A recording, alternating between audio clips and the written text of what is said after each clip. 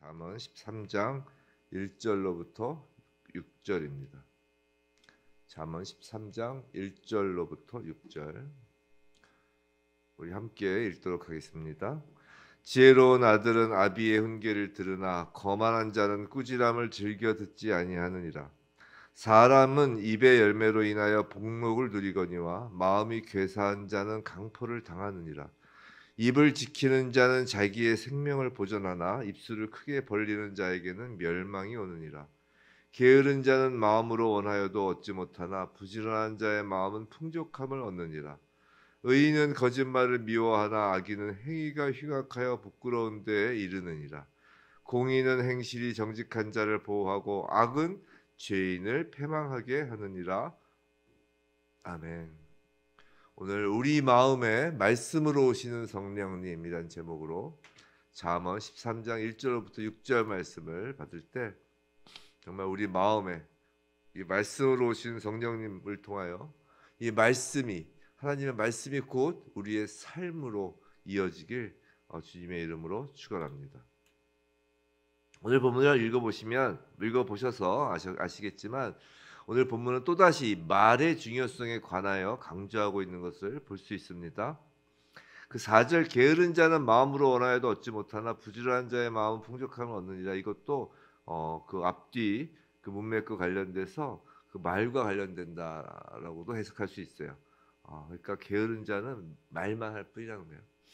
그러니까 말만 하고 실제 움직이지 않는 자는 정말 그런 사람들은 그 마음에 원하는 것 아무리 말로 나가는 것이라 해도 말로 내가 이걸 원한다 해도 얻지 못한다라는 뜻입니다. 어쨌든 그 1절부터 6절 오늘 본문 말씀은 말의 중요성을 강조하고 있죠. 우리 그 며칠 전에도 봤죠. 그때 말씀드릴 때 우리의 말에 신호등이 있다고 말씀드렸어요. 그래서 건널목이 있어서 말을 건너기 전에 말을 내뱉기 전에 마치 신호등을 건너는 것처럼 신호등 대신 우리 예수 그리스도를 보아야 한다라는 말씀을 드렸습니다.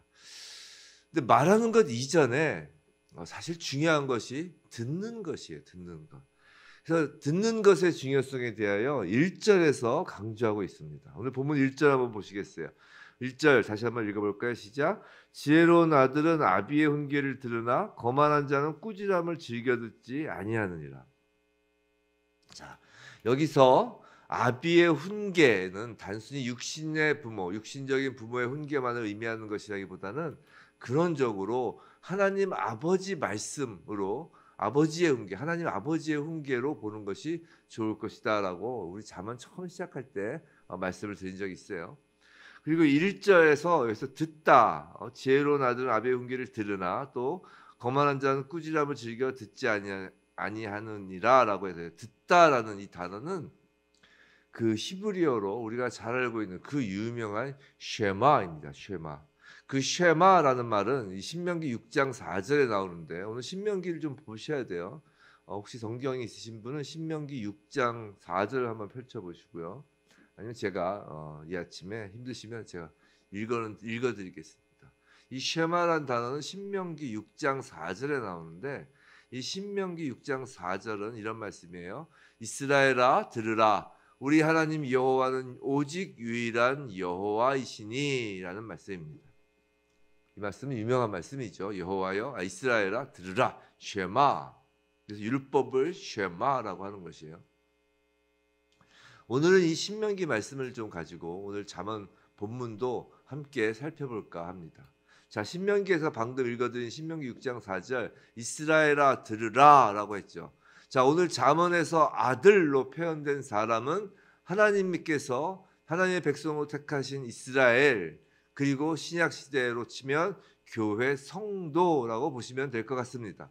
자, 이스라엘이 들어야 하는 이유, 이스라엘이 들어야 하는 이유가 신명기 6장 4절에서 뭐였죠? 바로 하나님 여호와가 오직 유일한 여호와이시기 때문이라는 것이에요.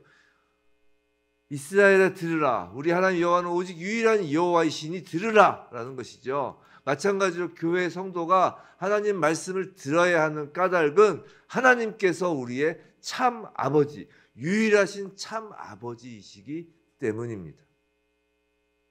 신명기 말씀을 좀 더 볼까요? 신명기 6장 5절을 보면 자, 그 6장 4절 방금 보았던 그 말씀 바로 다음이죠. 6장 5절 너는 마음을 다하고 뜻을 다하고 힘을 다하여 내 하나님 여호와를 사랑하라라고 합니다.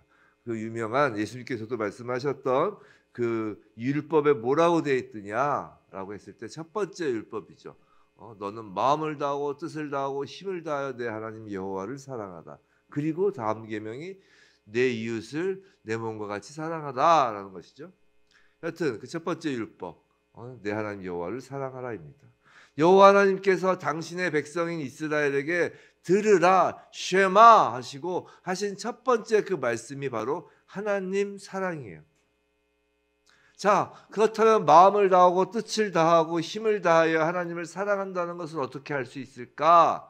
무엇보다 사랑하기 때문에 하나님 말씀을 억지로가 아니라 자발적으로 더욱 들으려 하는 것입니다.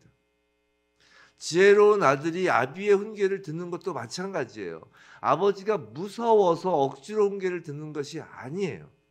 아버지 하나님을 사랑하기에 훈계, 즉 아버지의 말씀을 듣는 것입니다. 이스라엘아 들으라. 여호와 하나님을 사랑하라. 그리고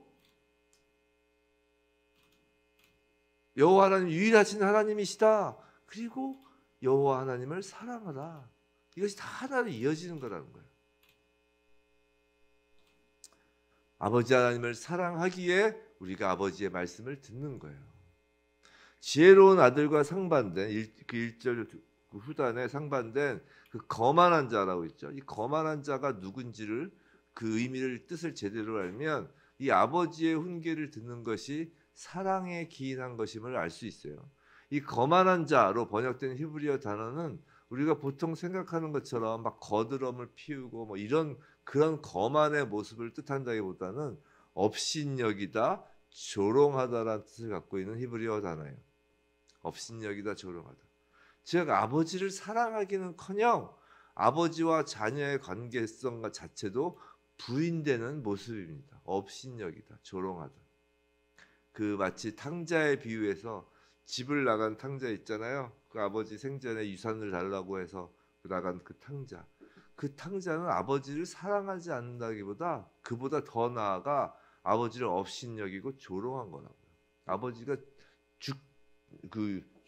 죽기를 바란다는 이야기인 거 아니에요. 사랑하는 성도 여러분, 하나님은 우리를 아들, 딸이라고 부르십니다. 우리가 먼저 하나님을 아버지라고 부른 것이 아니잖아요. 아버지께서 당신의 독생자 예수 그리스도를 십자가에 내어주시며 그 예수 그리스도에 붙였던 그 아들, 그 자녀, 성자의 그 자녀라는 그 호칭을 우리에게 붙여주시며 우리를 자녀로 삼으신 거라고요. 하나님 아버지의 그 독생자, 그 아들을 십자가에 내어주시고 그 아들이란 이름을 우리에게 붙여주신 거라고요. 우리 하나님의 그 은혜를 갚는 차원에서 하나님 말씀에 순종한다고 생각하면 안 돼요. 우리는 하나님의 은혜를 갚기 위해서 하나님 말씀을 듣는 것이 아니라고요. 솔직히 생각해 보세요. 우리는 하나님의 은혜를 그 어떤 것으로도 갚을 수 없습니다. 하나님 아버지께서 예수 그리스도를 내어주셨다니까요. 우리의 무엇으로 예수 그리스도를 대신할 수 있단 말이에요. 우리가 무엇을 하나님께 드려야 예수 그리스도를 대신할 수 있어요? 창조주이신 그 만유를 덮고 계신 그 예수 그리스도를 그 어떤 피조 세계에 있는 것으로도 대신할 수 없다라는 것이에요. 우리는 하나님의 은혜를 갚을 수 없는 존재예요. 다만 우리가 할 수 있는 것은 하나님의 그 사랑과 하나님의 그 은혜에 반응할 뿐인 것이에요. 반응. 우리가 반응한다는 것은 우리가 살아있다는 뜻이거든요.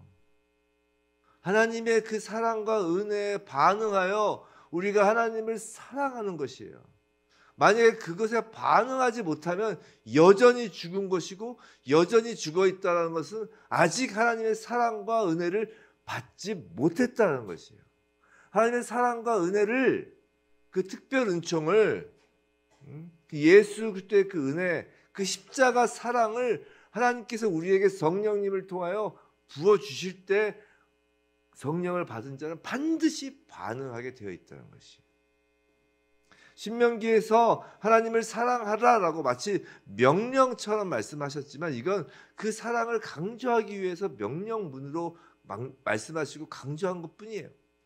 하나님의 자녀라면 명령이 아니라 하나님을 사랑하는 것이 당연한 반응인 것입니다. 예수 그리스도의 대속 은혜로 말미암아 자녀가 되었다는 말이에요. 그리고 그 사랑의 반응이 드러나는 것이, 그 사랑의 반응이 곧 아버지 하나님의 훈계를 듣는 것이에요. 근데 오늘 잠언 1절에서 그 듣다로 번역된 그 쉐마는 단순히 귀로만 듣는 것을 말하는 것이 아닙니다. 이 듣다라는 의미, 쉐마라는 것은 이 들은 것을 이성적으로 이해하고 지혜요, 감정적으로 받아들이며 정의입니다. 의지적으로 행동에 옮기는 것까지 의예요. 그것까지 포괄하는 표현입니다. 즉 하나님의 말씀을 듣는다는 것은 우리의 지, 정, 의가 움직여지는 것이에요. 귀로 듣는 것이 아니라. 근데 이 지, 정, 의를 한마디로 표현하는 성경에서 쓰는 단어가 뭐냐면 마음이라는 거예요. 마음. 오늘 잠언 본문을 보시면 2절, 4절에서 마음이라는 단어가 3번 나오고 있어요. 사람은 입의 열매로 인하여 복록을 누리거니와 마음이 괴사한 자는 강포를 당하느니라. 그리고 4절, 게으른 자는 마음으로 원하여도 얻지 못하나 부지런한 자의 마음은 풍족함을 얻느니라. 이렇게 단어가, 마음이라는 단어가 3번 나오고 있는데, 여기서 마음으로 번역된 히브리어는 여기서 모두 네피시라는 단어를 사용하고 있어요. 네피시. 네피시, 여기서 많이 들어본 단어 아니에요? 제가 자주 말씀드렸는데, 히브리어 네피시는 어디에서 나오냐면 창세기 2장 7절. 창세기 2장 7절에 무슨 말씀이에요? 여호와 하나님이 땅의 흙으로 사람을 지으시고 생기를 코에 불어넣으시니 사람이 생명이 되니라 라고 해서 그 창세기에서 사람을 만드시는 그 내용의 말씀이죠. 근데 여기서 그 생기를 그 코에 불어넣으시니 사람이 생기가 되느니라, 생명이 되느니라 해서 그 생명으로 번역된 단어가 바로 네페시예요. 히브리어로, 참고로 히브리어로 우리말로 영에 해당하는 단어가 루아흐고요.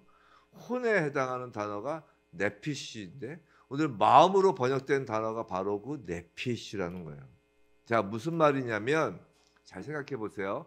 사람의 지정의를 한마디로 하면 뭐라고 한다고요? 마음이라고 한다고 그랬어요. 근데 이 마음이 곧 하나님이 우리를 창조하실 때 하나님의 호흡, 즉 생명의 근원되는 그 하나님의 호흡, 하나님의 숨을 불어넣으셔서 만들어진 네피시, 즉 혼이라는 것이에요.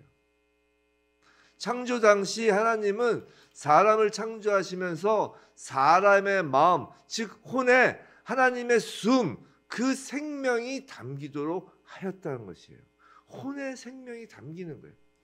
그 생명은 지정의, 즉 생각하고 감정을 가지며 의지를 발휘하는 것으로 살아있음이 확인되는 것이에요. 그런데 그 생명을 계속하여 유지하기 위해서는, 영원히 살기 위해서는 하나님의 단 한 가지 말씀, 선악을 알게 하는 나무의 열매를 먹지 말라라는 그 하나님의 말씀, 하나님의 명령, 하나님의 훈계를 듣는 것뿐이라고 하나님께서 말씀하신 거예요. 그 말씀을 듣는다는 게 뭐예요? 즉 선하게 알게 하는 나무의 열매를 먹지 않는 것이 그 말씀을 듣는 거잖아요. 즉 그 아담, 하와, 그 사람의 그 마음, 그 혼에 그 말씀, 선악을 알게 하는 나무의 열매를 먹지 말라라는 그 말씀이 담겨서 생각하는 거예요. 그 나무의 열매를 먹지 말라고 하셨구나. 먹지 않는 거구나. 이 열매를 먹지 않는 거구나라는 걸 생각하고, 감정, 먹고 싶은 그 감정이 들어도, 그 욕구가 생겨도 가라앉히는 거고, 결정, 행동, 의지로 결단을 가지고 행동하는 거예요. 나무의 열매를 따 먹지 않는 행동을 하는 거라고요. 즉 그 말씀이 우리의 혼에 담겼다는 건 지정의 생각과 감정과 의지가 그 말씀대로 형성된다는 것이에요. 그때 그것이 바로 인간이 살아있는 모습이라는 거예요. 하나님의 말씀이 그렇게 우리의 혼에 담겨야 우리는 산자라는 것입니다. 우리의 지성과 감성과 의지가 하나님의 말씀에 따라 형성되고 활동할 때만이 우리는 산자라고요. 그런데 죄가 그 마음을, 그 내피시를 덮어버린 거예요. 생명, 정말 살아있는 혼이어야 할 그 혼을 덮어버려서 이제 더 이상 우리 힘으로는 그 하나님의 말씀이 우리 혼에 담기도록 받아들일 수 없게 된 것이라고요.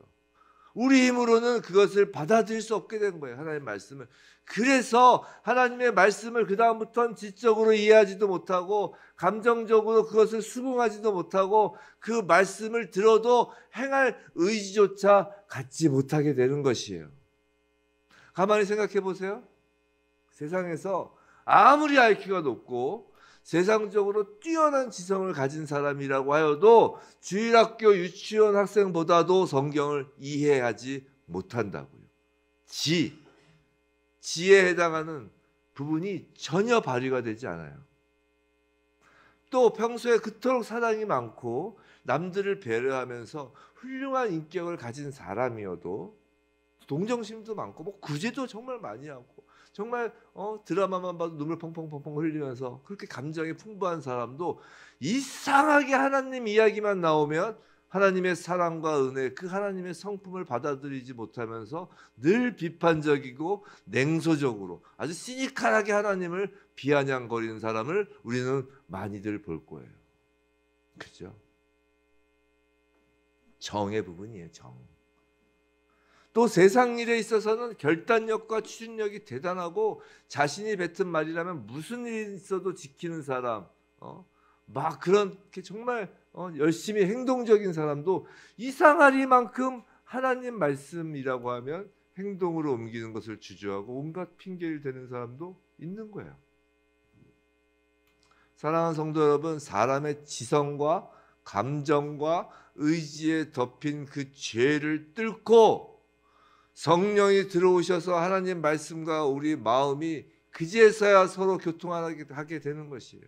성령이 들어오셔서 그 우리의 지성과 감정과 의지에 하나님의 말씀을 담지 않고서는 그 누구도 스스로 하나님의 말씀을 우리의 혼에 담을 수 없다는 것이에요. 그것을 성령님이 우리 마음판에 하나님의 말씀을 새긴다라고 하는 거라고요. 말씀을 시작할 때 첫 시작은 하나님의 우리를 향한 사랑이었습니다. 독생자 예수 그리스도를 내어주신 사랑이었어요. 그 사랑으로 하나님의 자녀로 거듭난 우리에게 우리는 하나님 사랑과 예수 그리스도의 은혜에 대한 반응으로서 우리 아버지 하나님을 사랑하게 됩니다. 우리가 자녀로서 아버지 하나님을 사랑하고 있는지 그럼 어떻게 알 수 있냐고요? 그건 아버지 말씀을 우리가 듣고 있는지를 보면 알 수 있다는 것이. 아버지 말씀이 우리 마음에 새겨지는 거라고 했습니다. 그 듣는다라는 것이. 즉 우리의 지정의가 그 말씀을 담음으로 이제 생명력 산자의 지정의가 된 것이라고요. 근데 이 또한 하나님이 성령을 보내심으로 하시는 거예요. 우리가 스스로 우리의 지정의의 문을 열어 적혀서 말씀을 받은 것이 아니라 성령님을 보내주심으로 우리의 지정의를 깨우시고 살리셔서 말씀을 받게끔 하신 거라고요. 결국 모두 다 하나님의 사랑으로 시작돼요. 모두 다 하나님이 하신 것이에요. 전적 은혜입니다. 오늘 잠언 말씀은 말에 관한 내용이라고 하였죠. 예수께서 마태복음 15장 11절에서 이런 말씀을 하셨잖아요. 입으로 들어가는 것이 사람을 더럽게 하는 것이 아니라 입에서 나오는 그것이 사람을 더럽게 하는 것이니라 라고 했어요. 입에서 나오는 것이 사람을 더럽게 한다고 했어요. 그 입에서 나오는 것이 사람을 더럽게 하지 않기 위해서는 그 마음이 깨끗하고 입에서 나오는 것이 마음이 깨끗해서 입에서 나오는 것이 깨끗하고 또 마음의 생명이 가득하여서 입에서 나오는 것이 생명을 살리는 거예요. 결국 마음입니다. 근데 그 마음을 어떻게 깨끗하게 하고 마음에 어떻게 생명을 가득하게 할 수 있나요? 그 방법은 하나님 말씀으로 우리의 혼, 즉 생각, 감정, 의지가 채워져야 하는 것이 우리의 마음이 하나님의 말씀으로 새겨져야 하는 것입니다. 하나님이 원하시는 그 일을 위하여 하나님은 성령을 보내주신다고요. 우리가 자녀이기에 반드시 성령을 보내주십니다. 날마다 성령을 충만케 하시는 거예요. 우리가 하나님 말씀을 자녀로서 사랑하는 마음으로 듣고자 소망하면 반드시 성령을 충만케 하십니다. 사랑하는 성도 여러분, 하나님 우리가 예수 그리스도를 믿을 때 처음 믿었을 때 성령을 주셔서 우리에게 믿음을 주시고 예수 그리스도를 믿게 하시죠. 그걸 끝이 아니라는 거예요. 믿음이 한 번 믿으면 끝이 아닌 것처럼 믿음도 과정이라고 그랬잖아요. 과거, 현재, 미래 진행형이라고 그랬죠. 구원도 그래서 마찬가지로 과거, 현재, 미래의 진행형이라고 그랬잖아요. 진행형이라는 건 우리가 살아있다라는 증거예요. 나쁜 게 아니라. 마찬가지로 성령도 한 번 성령 받아 예수 믿으면 끝이 아니라는 것이에요. 뭐 성령이 뭐 들락날락했다 그런 것이 아니라 성령을 끊임없이 충만하게 받는 거예요. 넘치도록. 성령은 내 안에서 만들어낼 수 있는 게 아니라고요. 하나님을 만들어낼 수 없는 것처럼 성령은 하나님께서 주시는 거예요. 오시는 거예요. 예수님께서 오시는 것처럼 성령님께서 오시는 거라고요. 그것이 충만하게 날마다 기름 붓듯. 그래서 기름 부음과 비유하잖아요. 성령을. 기름이 계속 넘치도록 부어지듯. 그래서 그 성전 미문에서 흘러나오는 그 장면에 비유하잖아요. 성전 미문에서 그 물이 흘러나와서 강을 이루고 바다로 가는 그 성령 충만한 그 흘러가는 거라고요. 딱 끊기는 게 아니라고요. 근데 언제 그렇게 성령 충만하게 계속 흘러가는 것이냐? 무엇을 통해 흘러가는 것이냐? 넘치는 것이냐? 흘러 넘치는 것이냐? 바로 우리가 하나님 말씀을 사랑하는 마음으로 듣고자 소망할 때 성령이 충만하는 것이라고요. 2014년 우리 모두 성령 충만을 구하기 원합니다. 어떻게 해요? 성령 충만을 구하기 원하는데 어떻게 하면 성령 충만을 구하기 원한다고요? 성령 달라고 뭐 40일 금식을 해야 될까요?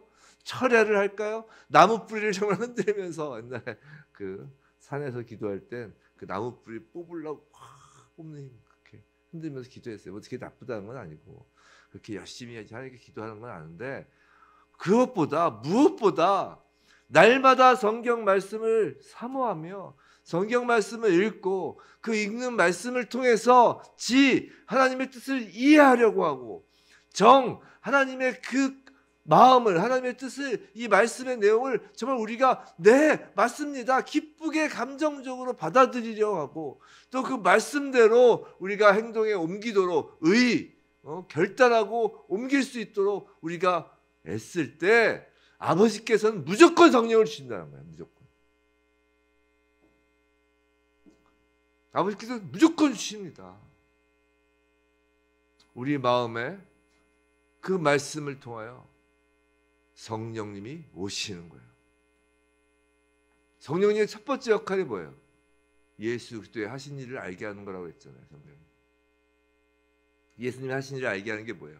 바로 이 성경 말씀이잖아요.